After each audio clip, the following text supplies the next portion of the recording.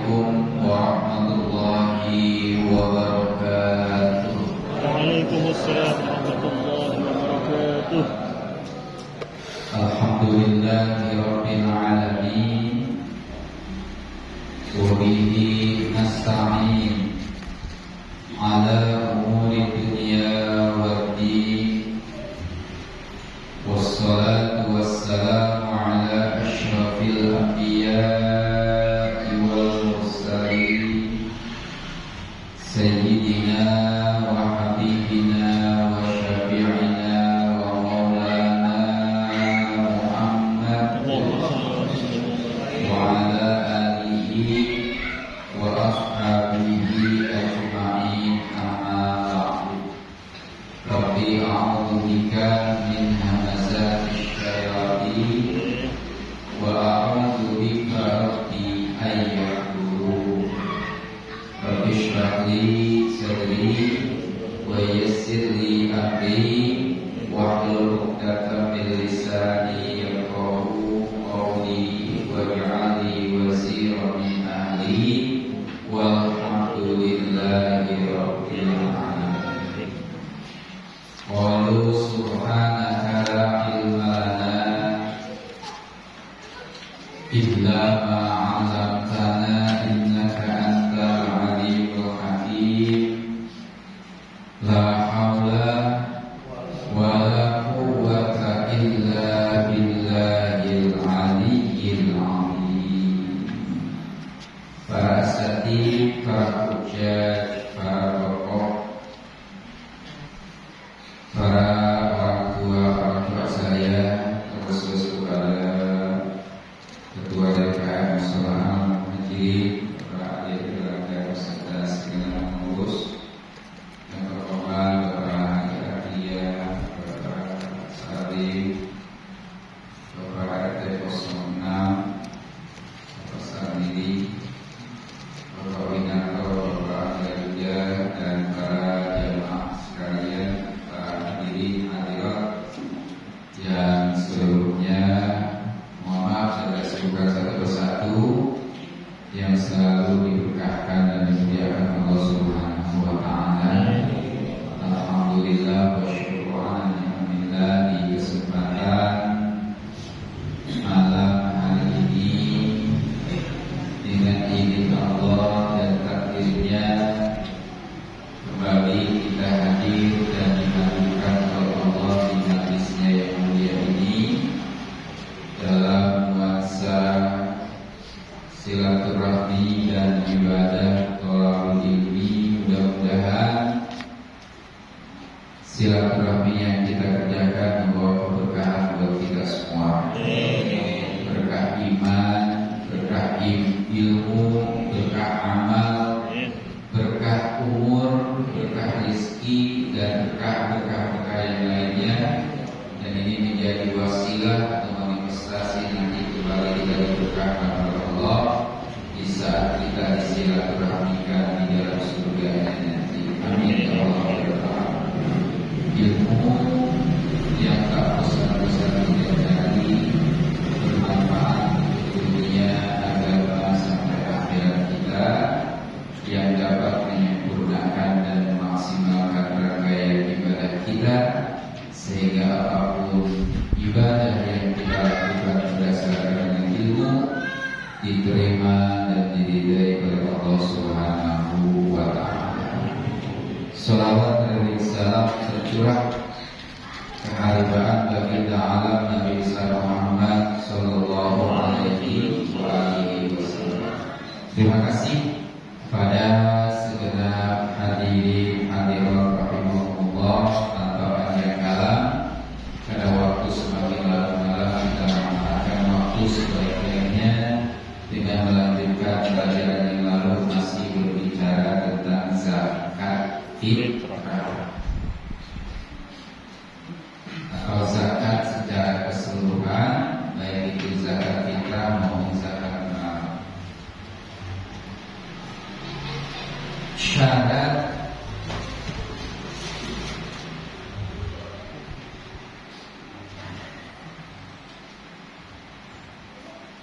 penunaian zakat ini ma'a qudrah. Ma'a qudrah itu adalah mampu bagi seseorang untuk menagih hutang kepada orang yang berhutang. Alastifaihi bi an kana ala mali'in hadirin badirin aw ja'idin alaihi bi niyatin aw ya'lamuhul qadi aw qadarahu ala khawasihi fayajibu ikhraj zakat fil hali wa illam yaqdir li'annahu qadirun ala qabdihi.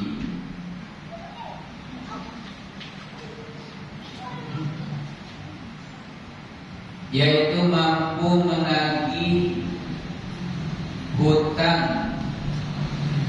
Misalnya piutang berada pada orang kaya yang mau membayar serta tidak dalam perjalanan atau pergi, atau pada orang yang enggan membayar tapi ada bayinah atau ada penjelasan yang sah, atau tidak ada bayinah tapi diketahui qadi atau yang hakim, kalau bahasa sekarang kan hakim apa namanya, yang mengelola harta itu. Jadi lembaga yang mengelola harta seseorang apa namanya? Notaris. Kalau sekarang qadi itu dikatakan sebagai notaris. Al-qadarahu ala khalasihi, ya. Atau ia sendiri mampu membereskan urusan piutangnya, maka seketika itu juga fayajibu ikhrajuz zakat.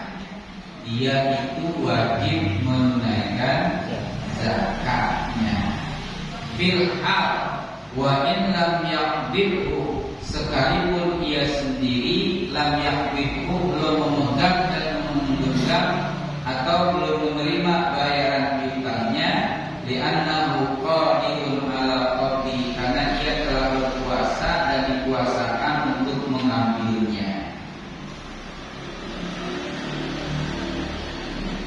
Kalau seandainya seseorang berhutang kepada orang lain, maka seseorang yang mengutangkan itu mau bayar zakat, tidak ada zakatnya, tidak ada hartanya, karena memang masih di tangan orang lain.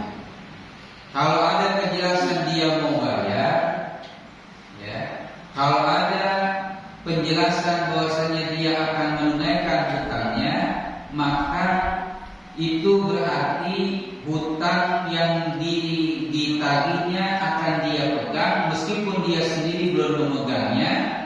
Di saat ada penjelasan itu dia wajib menunaikan zakatnya.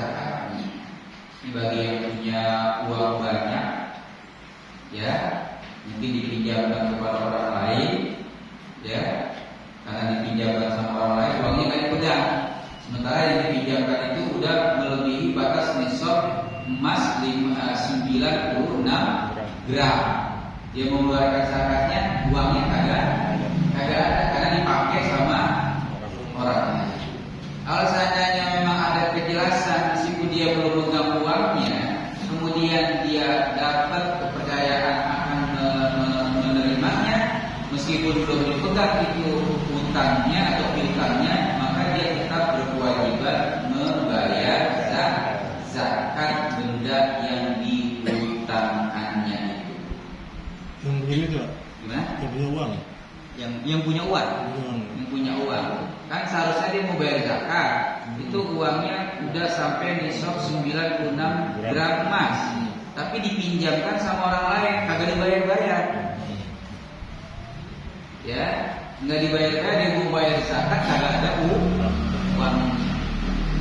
Kalau ada kejelasan memang dari si yang utang itu mau bayar, meskipun belum dipegang itu utangnya atau piutangnya kepada yang ngasih utang, maka si pemiutang itu wajib mengeluarkan zakatnya. Jangan dilema, dia punya uang banyak, tapi uangnya ada di orang lain, dia mau bayar dari mana duitnya gitu. Itu jadi dilema. Maka kalau seandainya mudah kebayar bisa atau ada kepastian bayinah itu kepastian bahwasanya dia akan dilunasi utangnya meskipun si pemiutang belum memegang uangnya. Kalau sudah ada kepastian itu maka dia sudah wajib membayar zakatnya. Tapi kalau seandainya memang uangnya masih di tangan orang lain, ya tetap belum membayar zakat gitu. Amma idza ta'azzara istifa'uhu.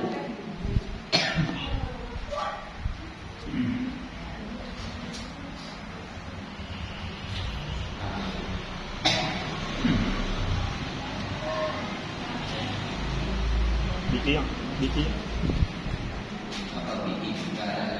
Enggak ada terusan Biki. Potong ini. Potong ini. Amma idza ta'azzara istifa'uhu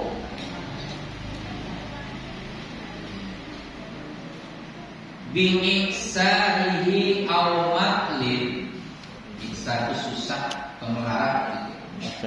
Adapun jika tidak bisa menagih lantaran penghutang itu iksar susah atau melarat, aw matlin memundur atau menunda pembayarannya, au ghaibatin atau tidak ada barang yang akan dibayarnya, au juhudihi atau ya juhud itu artinya dia tidak mau membayar atau enggan membayar, ya pamaksubin fala yalzamuhu al-ikhrar illa qabduh.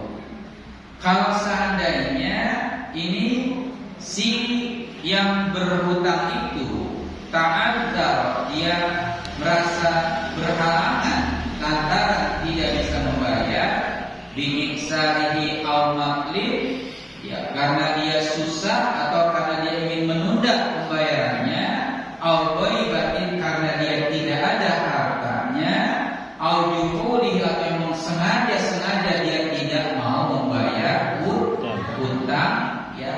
Dari sini maka pamaksubin fala yalzamuhul ikhraj, maka dia tidak berkewajiban untuk membayarkan zakat illa biqabdihi, kecuali kalau hartanya itu memang sudah dipegang oleh dirinya. Jadi uangnya di tangan orang lain semua, ya hartanya di tangan orang lain. Ketika sampai satu tahun pengen bayar zakat, barangnya ada di orang lain atau uangnya ada di orang lain. Kalau seandainya memang tadi di atas bahasanya udah ada penjelasan pengen dibayar, meskipun memang belum dipegang, maka si pemiutang wajib menunaikan zakatnya. Tapi kalau seandainya memang si penghutang ini kesulitan karena dia nggak bisa membayar atau pengen menunda-nunda dalam pembayarannya, atau sama sekali tidak ada hartanya, atau memang kagak mau bayar, maka si pemilik hutang atau si pemiutang itu tidak wajib membayar zakatnya. Yang ada kagak ada yang membayar.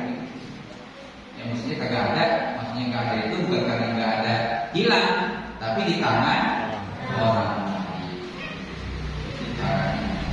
Bapak Ibu hadirin sekalian, wa tajibu zakatu fi maksubin wa dhalin, lakin la yajibu damu ba'da tamakkun bi'audihi ilaihi. Wajib menunaikan zakat pada harta yang sedang Gosok itu maksudnya dipakai tapi kagak minta izin lagi. Bahasa gosok itu apa bahasa? Ini pemakaian harta ya tanpa seizin si pemiliknya, tapi nanti mau dipulang. Itu namanya gosok. Bawahnya ibu bapak pakai sendal keluar dari musola, sendal orang lain bukan sendal dia sendiri dipakai deh. Tapi ntar dipulang itu namanya gosok. Ya, sama dengan ini. Kalau seandainya memang itu ada penyalahgunaan uang atau harta dipakai oleh orang lain tanpa sepengetahuan atau seizin si pemiliknya, ya, maka ya dia tetap wajib menyerahkan zakat. Ya, gitu. Ya, artinya tidak hilang, ada di tempat, tapi penyerahannya zakatnya diwajibkan setelah terjadi tamakun atau kemungkinan dengan kembalinya barang itu di tangan. Ya, jadi hilang sebentar karena dipakai sama orang lain. Kan sekarang mah zamannya apa namanya, manajemen, jadi ada manajernya. Jadi harta itu dikelola oleh manajemen, ya.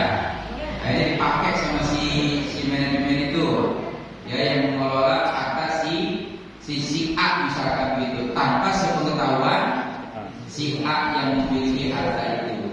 Karena manajemennya Pak, nah dia menggunakan harta si pemilik yang tanpa seizinnya, itu namanya gosok. Ya, gosok itu meskipun nanti dikembalikan lagi. Kalau mencuri, jelas itu mengambil di tempat yang disimpan. Kalau ini memang dia pakai, tahu, dan semuanya transparan.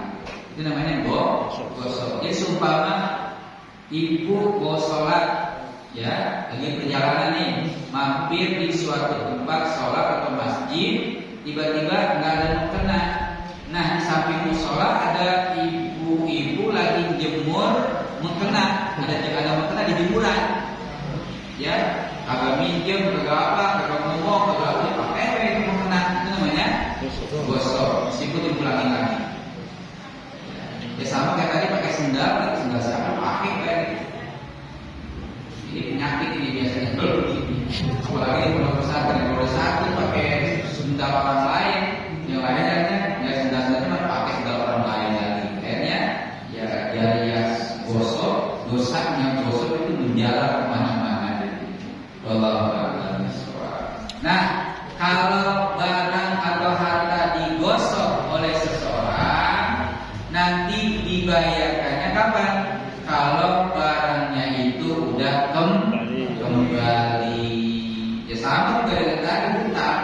Kalau seandainya masih tangan orang lain belum dibayarin, dia mau bayar zakat pakai apa? Karena memang hartanya atau uangnya di tangan orang lain.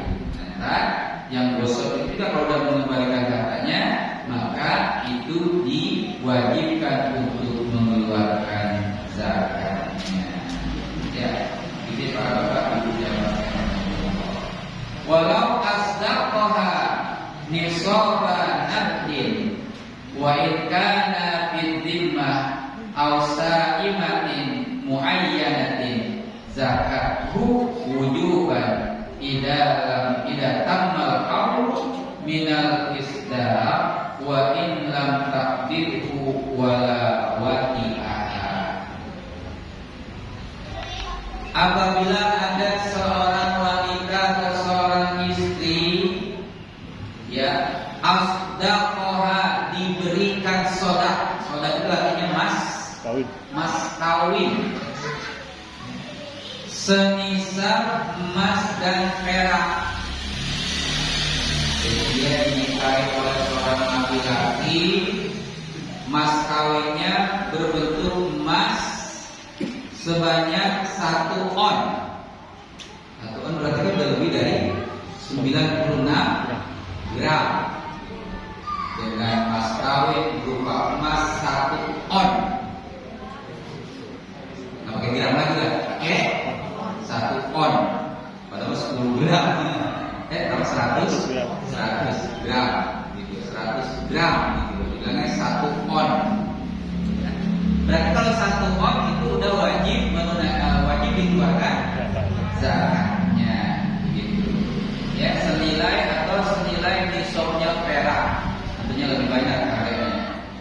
sekalipun masih dalam tanggungan suami, ya, atau nisab, atau juga mas kawinnya berbentuk nisab binatang ternak.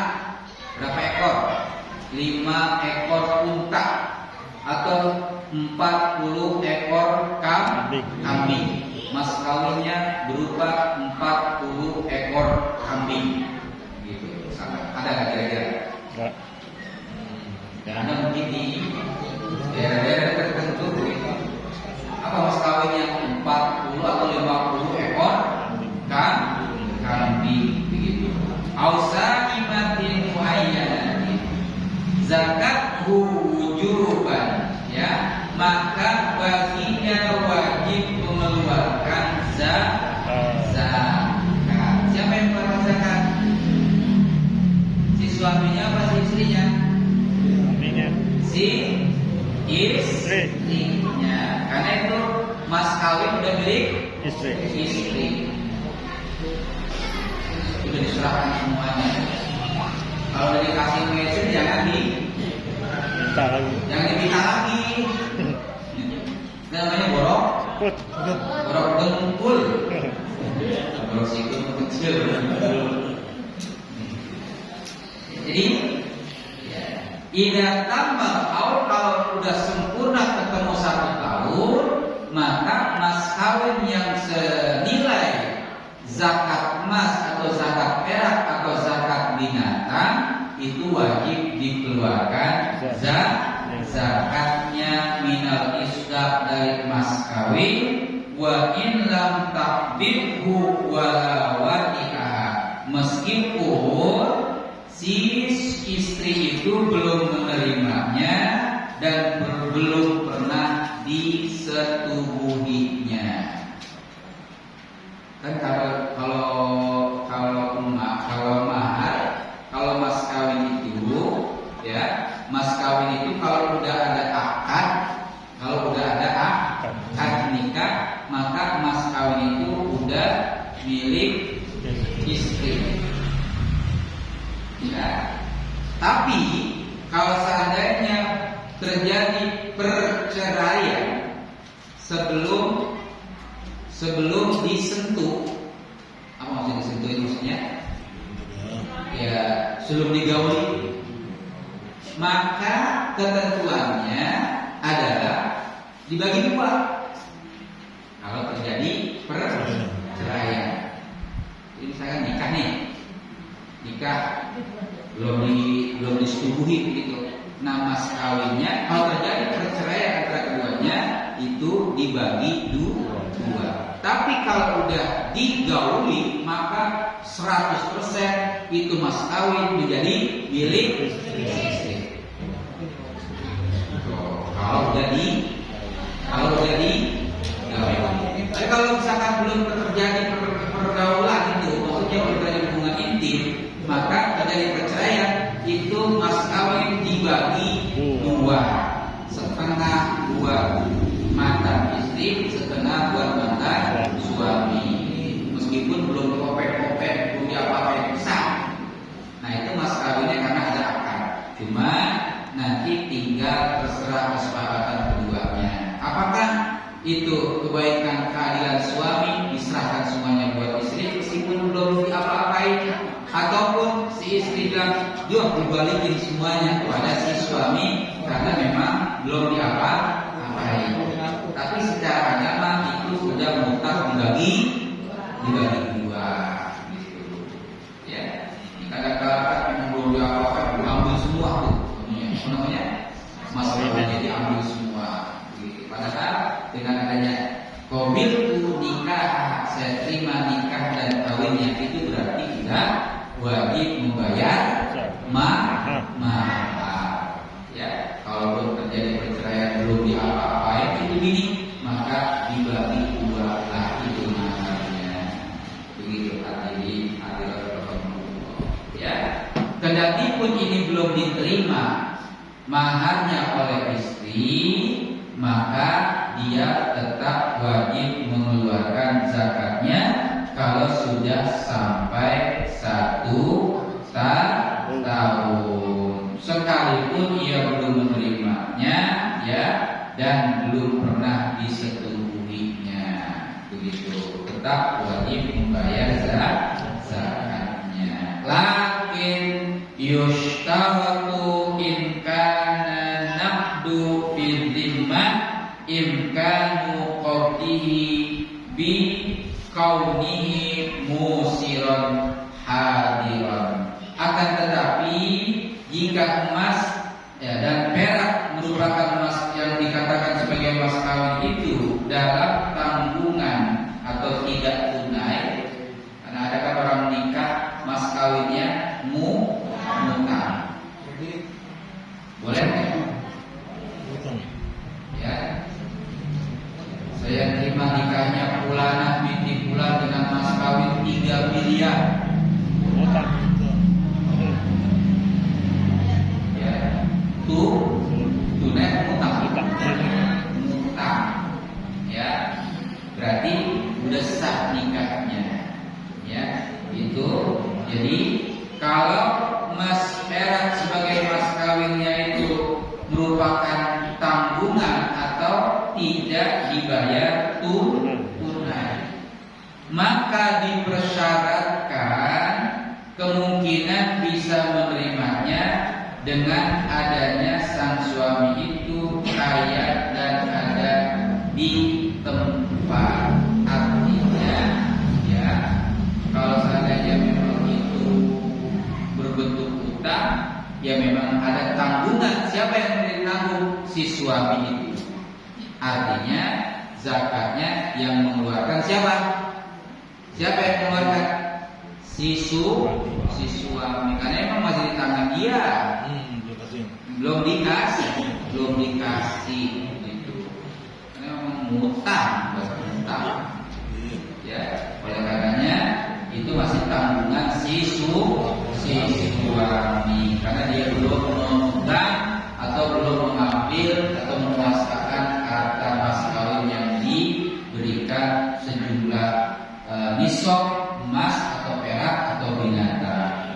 Hadirin hadirat rahimahumullah, tapi ada peringatan. Al-adhar anna zakata tata'allaqu bil mali ta'alluqa syirkatin wa fi qawli qalimin ikhtarahu ar-rumi annaha tata'allaqu bil dhimmati la bil ain.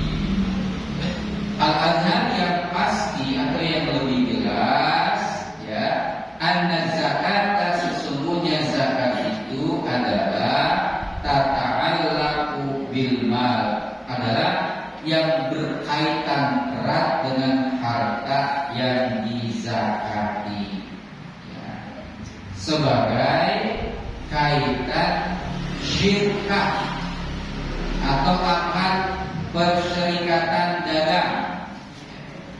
Sedang menurut qaul qadim yang dipilih oleh Ar-Raimi bahwa zakat adalah berkaitan dengan tanggungan zakat, bukan dengan harta yang dizakatinya.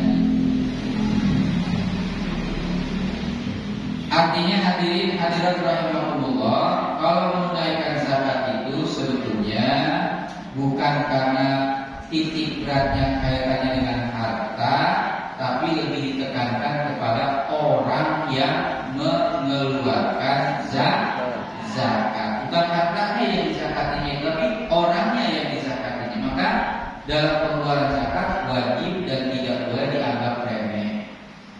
Nggak usah, nggak apa-apa, nggak boleh zakat. Jangan dianggap seperti itu. Meskipun nggak mampu sama sekali,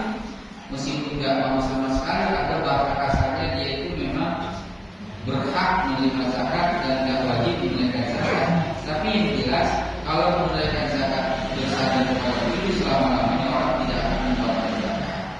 Ya, makanya dalam hal ini seseorang itu mengeluarkan zakat bukan karena hartanya yang dizakatkan, tapi justru buat kepentingan dirinya sendiri.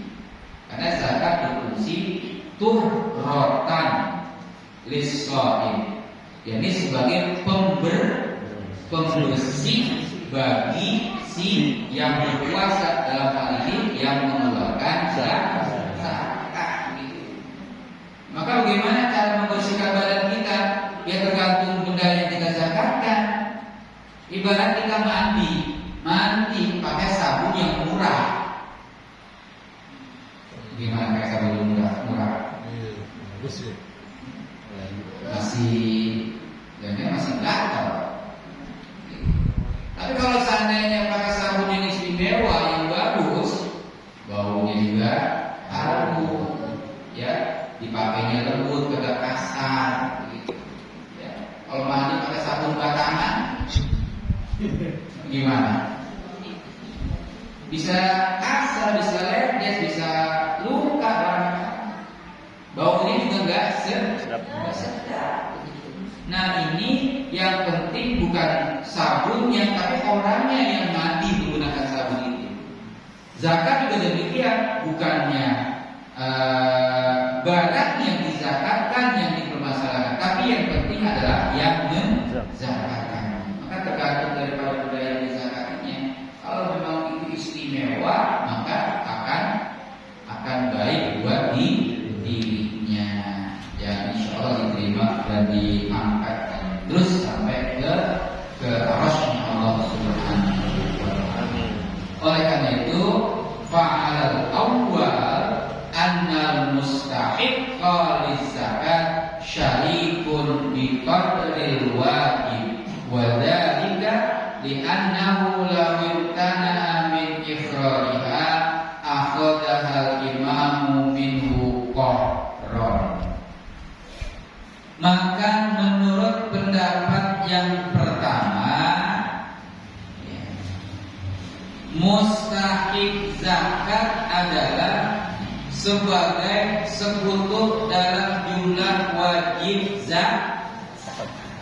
Kalau mustahik itu yang menerima zakat itu adalah merupakan perserikatan sekutu yang memang dia atau mereka ini sebagai ya yang wajib dalam menerima zakat. Begitu. Jadi kalau berbicara sekutu, ya ini menjadi kekuatan yang ingin merebut dan menyebut harta orang yang mengeluarkan zakat. Li'anna wadalika li'annahu lawim tana'ana ikhrariha, ya. Oleh karenanya, karena jika pemiliknya enggan membayar zakat, kalau seandainya ada pemilik harta tidak mau mengeluarkan zakat, akhadal imamu minhu qahran, ada pemimpin atau imam yang datang ke rumahnya ngambil harta itu secara paksa.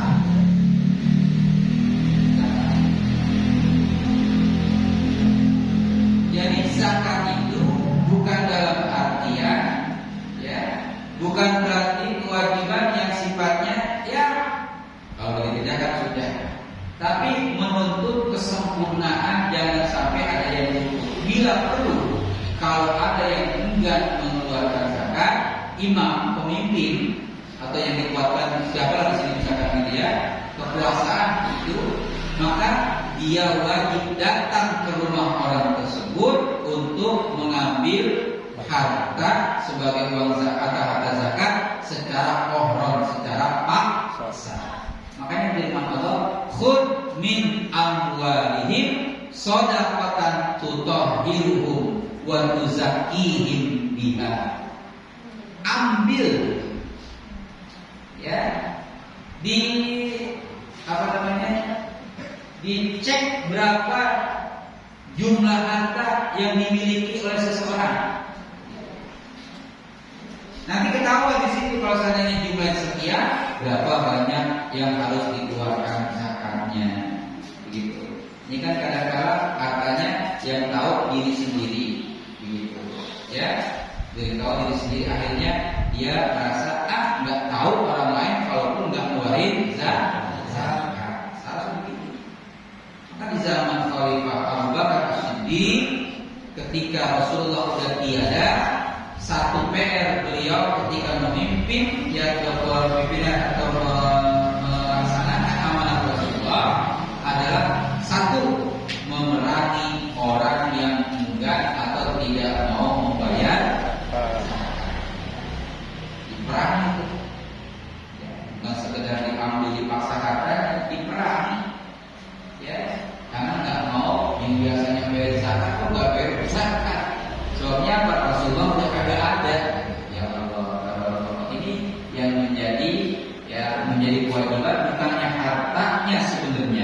itu justru objek sasarannya adalah orang yang memiliki harta.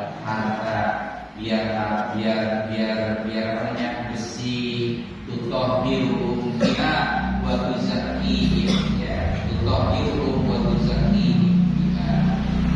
Itu jadi menunaikan zakat itu bukan perihal hartanya, tapi lebih cenderung kepada yang mengeluarkan hartanya. Barangkali mudah-mudahan dengan mengeluarkan zakat hartanya dipelihara, dengan mengeluarkan zakat hartanya dikembangkan lagi, ya, dibanyakkan lagi, ya, dan diberkahkan lagi, insya Allah seperti itu. Kama yaksimul mal al-mushtarak qahran idza kana min qismatihi ba'dus syuraka. Sebagaimana harta perserikatan boleh dibaginya secara paksa bila sebagian pihak berserikat enggan membaginya. Jadi ada harta syarikat. Apa harta syarikat itu? Persero, ya. Mereka punya suatu perusahaan, banyak dia, bukan seorang yang memiliki tapi banyak orang, ya. Begitu, maka hal yang seperti itu wajib dijemput, wajib diambil kalau seandainya mereka tidak mau mengeluarkan zakat. Ya, mudah-mudahan ini menjadi pembelajaran buat kita. Kalau seandainya kita memiliki harta yang banyak, amin ya Allah ya Rabbal alamin. Satu lagi, walam yufarriqu fisyirka bainal aini wad dain fala yajuzu li rabbihi ayyadda'iya milka hamimihi, ya, bal annahu, ya, milka yaminihi bal annahu yastahiqu qabdahu. Ulama tidak membeda-bedakan, ya, dalam masalah syirkah atau harta dan hutang. Maka bagi si pemiutang tidak boleh mendakwa memiliki seluruh hutangnya, tetapi mendakwa bahwa sesungguhnya ia berhak untuk mengambilnya. Nah, ini permasalahannya adalah tentang harta yang dimiliki oleh perseroan atau perserikatan, ya.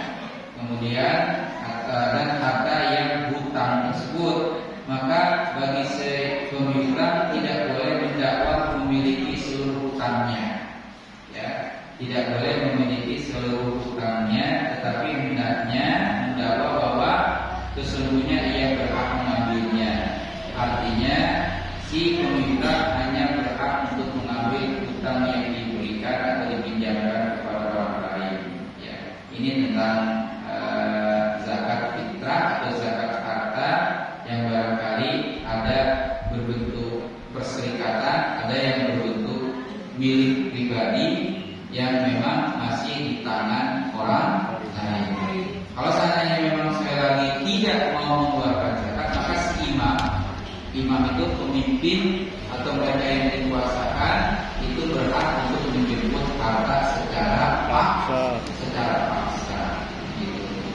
Perihal harta zakat nggak main-main, ya, bukan dalam artian orang lain kada tahu nggak apa-apa kita ngeluarin zakat, tapi ingat, yang penting bukan barang yang dizakatkan, tapi yang terpenting kembali kepada si pemilik harta.